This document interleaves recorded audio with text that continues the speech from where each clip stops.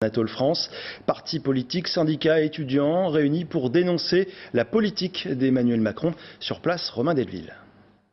Les personnes présentes ici ont répondu à l'appel du collectif étudiant contre la loi Vidal. Le rassemblement a d'ailleurs commencé devant la fac des tanneurs, d'associations, parmi lesquelles Réseau Éducation Sans Frontières, de syndicats avec la CGT et Solidaire, ou encore de partis politiques avec le nouveau parti anticapitaliste, le Parti communiste français ou encore la France insoumise.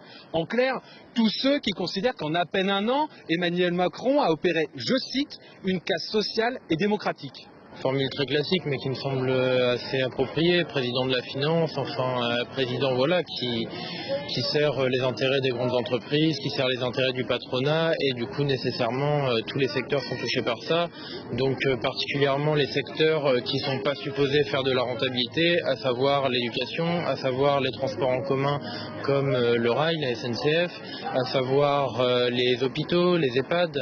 Les étudiants contestent la sélection à l'université ou encore le démantèlement de la formation professionnelle. Les associations dénoncent la chasse aux exilés et aux migrants opérée par Gérard Collomb, le ministre de l'Intérieur. Et puis les partis politiques, de leur côté, refusent les licenciements et les délocalisations opérées depuis les lois Macron alors qu'il n'était que ministre sous François Hollande. Et les ordonnances également de la loi travail qui ont facilité, par exemple, selon eux, la fermeture de l'usine Tupperware à Joué-les-Tours. Et je trouve qu'aujourd'hui, les jeunes, on se fout vraiment d'eux. Parce qu'on les paye, on les sous-paye pour des métiers qu'ils exercent. Et alors on les prend avec des qualifications moindres pour les sous-payer. Et ça, je trouve ça inadmissible.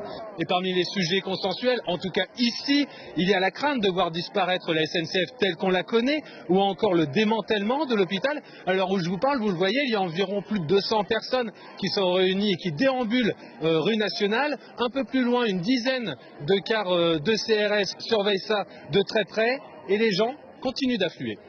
Voilà la fac des tanneurs.